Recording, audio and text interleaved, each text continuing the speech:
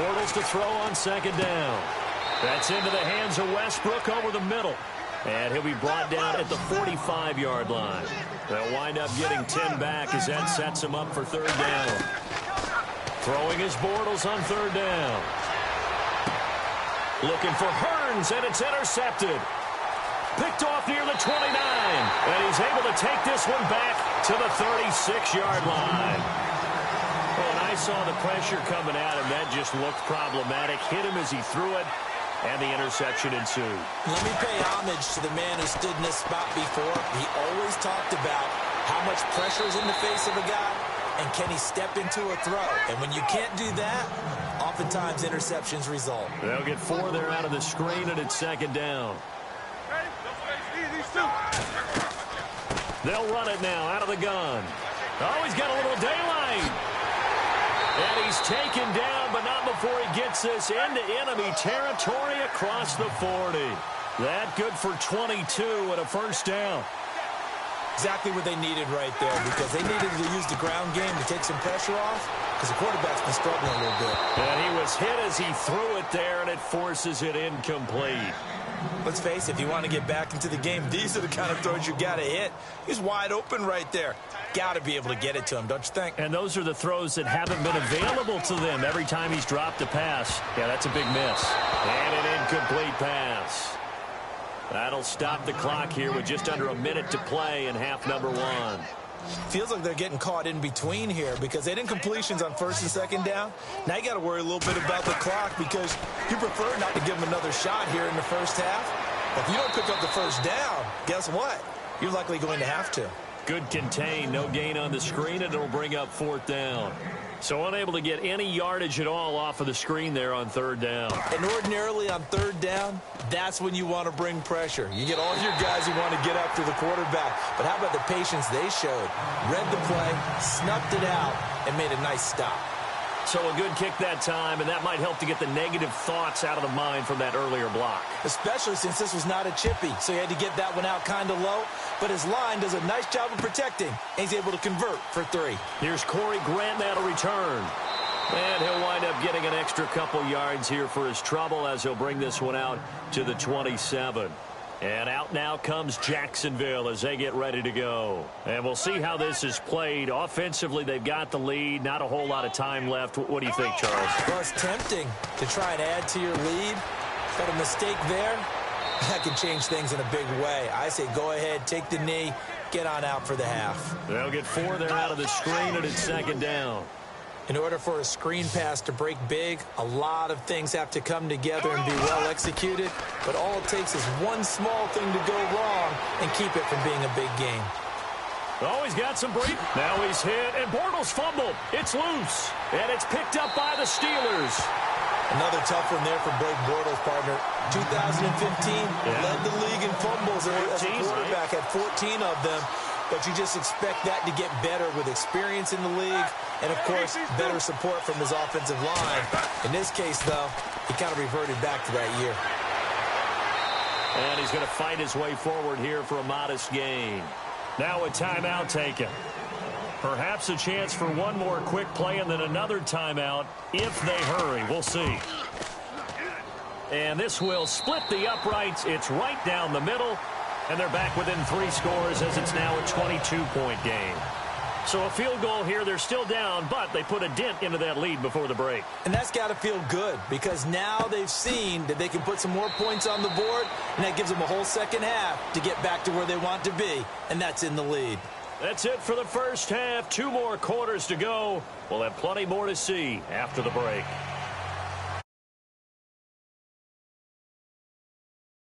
And we'll get going again here in quarter number 3.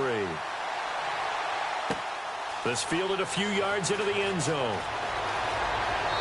And he'll take this one near the 25, call it the 26-yard line. Out come the Jaguars now as they'll go on offense first here in this third quarter. They had a big first half. Now they have a chance to add to that lead here in the opening possession of the second half. And everyone always asks about halftime adjustments, kind of a key phrase. What did you do at halftime? Well, the way they ran offense in the first half, I think they were very calm, congratulatory, but also what they were saying is, don't expect them to be the same on defense. They'll be the ones making the adjustments. Let's see what they do, and we'll attack accordingly. And we'll see how they attack here. And they're able to get this one across the 35. The Jags picking up the first down there, a gain of 12. They're trying to show that they can run the ball and protect this lead. Give it to the backs, play a little bit of keep away, don't you think? And that's probably a good philosophy at this point, going to make that defense stand up and stop them. No gain on the play there, second down. So nothing there, but maybe you blame that on the blocking. Yeah, at some point, you've got to win at the point of attack. And on that play, that was all the defense. They made it happen. To throw, it's Bortles. And the hit jarred it loose. It's incomplete. Well, the numbers have been good in the passing game, and certainly a big reason why they have the lead. But now here, third quarter, maybe go to the run game a little more? Yeah, perhaps. I mean, after that incompletion, a little credit to the defense for shutting them down on that play. Maybe you try and run the football a little bit more in this spot. But they have to feel good about how they've been throwing it overall. Give them 8 yards that time on the scramble, and now fourth down. And defensively, they had an extra defensive back on the field, their nickel package, and it made a difference. All the receivers were blanketed, so he tried to run for it, but he came up just a bit short. He can run for it, and he will. And he's able to take it across midfield before going out of bounds. 8 yards that time, able to take off, and the result is a first down. Partner, he was going through his progressions. Not there, not there. After about the third one, he decided he better pull it down and run for it. And he slides down and avoids the hit for good measure. The veteran tight end, Mercedes Lewis, the intended receiver. And it's second down. I know our vantage point might be a little bit better way up here, but that looked like an ill-advised throw to me. I didn't see anything open. And this play just didn't look right from the beginning. It did not. I thought he might get outside and just chuck it away. Dangerous pass, incomplete. And he gets it inside the 35 and just shy of the 30. 16 yards that time on the pickup for the Jags and a first down. Well, there's a reason he was the first running back taken. You saw the ability there, the ability to be physical and get downhill. And how about him breaking off a nice gain there? There's some Adrian Peterson comparisons out there now. That's high praise. Do you think that they're warranted? Running style, very similar. Now Bortles throwing on second down. Caught right side. It's Lewis. And he'll be brought down inside the 20 at the 19. But just 4 yards on the pickup, but that's good enough to extend the drive. And the seemingly endless drive continues.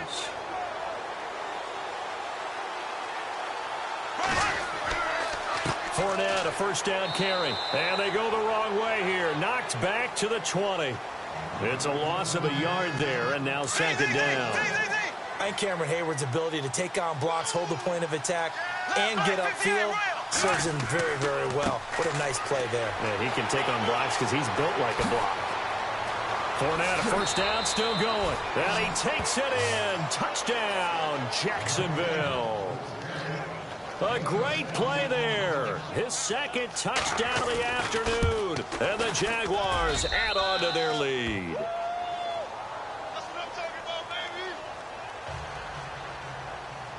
Here's Lambeau out to kick this one away. That'll be taken in the end zone. And he'll be out of bounds here just past the 20-yard line. Now we take a glance at the offense as they work their way back out for their first possession of the second half. They're down in this game. A chance for the offense, though, to put something on the board, get some momentum here in half two.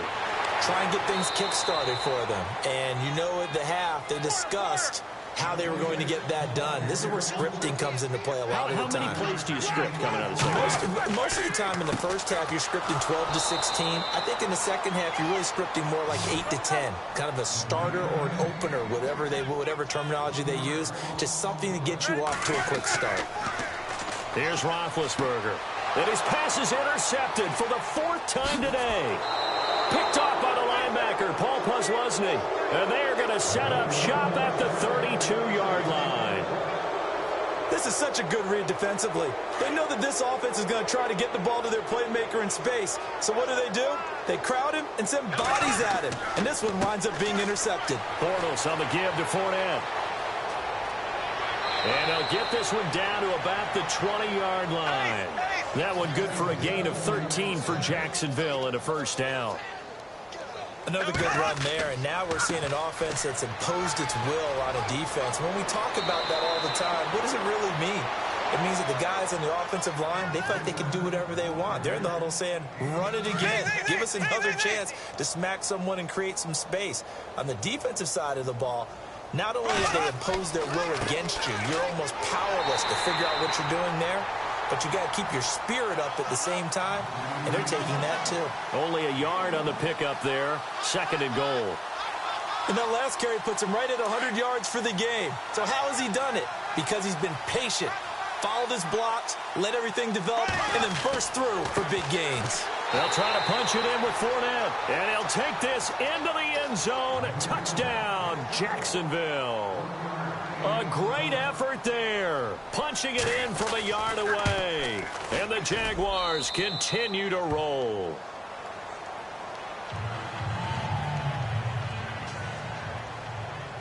Here's Lambeau out to kick this one away. That's fielded in the end zone. And he is going to be knocked flat on his back. Oh, a big hit. The Steelers offense now, they head back onto the field. They are right now just ice cold. I mean, they have struggled big time in this game, and they're getting blown out. How do they adjust? So tough because we always talk about it being a team game, and you need all 11 working well together. But every now and then, partner, you need that one guy who can make a play against all odds that maybe can ignite things. And I think that's what they're looking for right now. Yeah, you talk about going to your playmakers. They probably need to do it. Find someone that you're used to touching the football that makes big plays and give them that opportunity to maybe wake up everyone else. It's a gain of 4 there, and it gives them a new set of downs.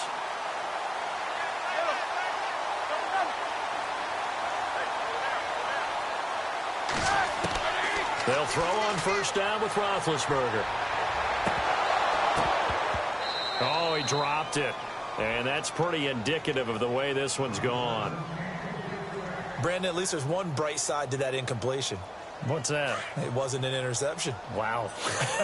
You're a nice guy. That was kind of savage. But correct. No pick, just incomplete that time. Now Roethlisberger going to hand to Bell.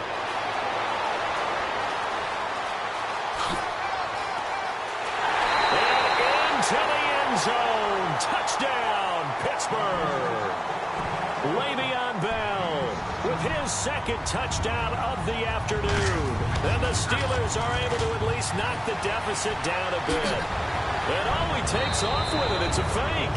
And they'll lose yardage here. Knocked back to the 19-yard line. Back now in Pittsburgh, where the 4th quarter will begin with a kickoff following the score on the final play of the 3rd quarter.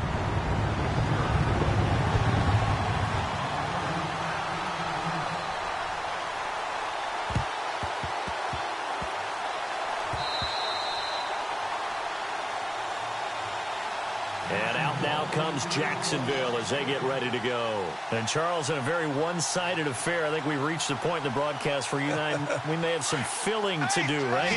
Yeah, I think you're right about that because we got to try and keep people around. We don't want them to change the channel. Stay with us in this game. Is that Ben Ramsauer? Are you hearing from Ben on the headset here? Tell us, stretch this thing out a little bit. Get some talking points. Dig them all out. That's what you get. A big-time producer. Keep them here. Give him 9 on the carry that time, and they're set up with a 2nd and 1. Again, it's Fournette. And for one of the few times here today, this run's not going to go anywhere. No gain on the play, and now they're faced with a 3rd and 1.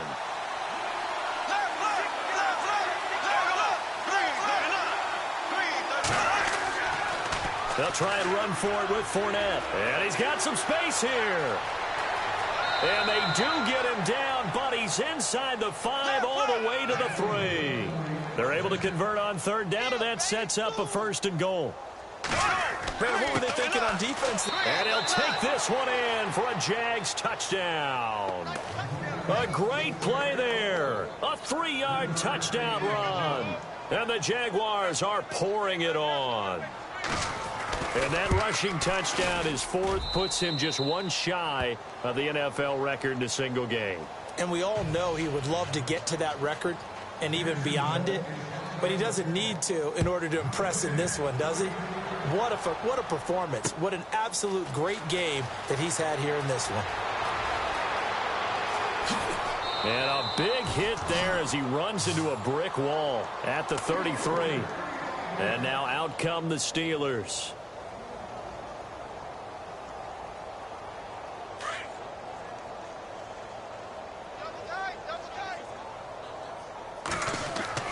Now a first down carry by Bell. And nothing doing. He's immediately taken down at the line of scrimmage. Call it no gain on the play, and it'll be second down. They were stopped on that play. He's had plenty of carries all afternoon. Every now and then the defense is going to win one, but I don't think they'll shy away from handing it to him the rest of the game. He'll get about 4 as he's past the 35 to the 38-yard line. Well, if you're a football guy, that's a pretty run because everyone is in sync right there. Obviously, the guy carrying the ball, but how about the people up front? Leverage, athleticism, they created some nice space for him. And they almost had another one. They are all over the football in this game. Nearly another pick. Now fourth down. I'm trying to decipher what's going on out there because I don't know if he's just getting bad reads. I don't know if the defense is confusing him. I don't know if he just has, bad info and intel before he snaps the ball. But he's made some pretty bad decisions with the football lately. Yeah, several bad decisions on the interceptions he's thrown in. Frankly, that should have been another pick right there. Mike Tomlin.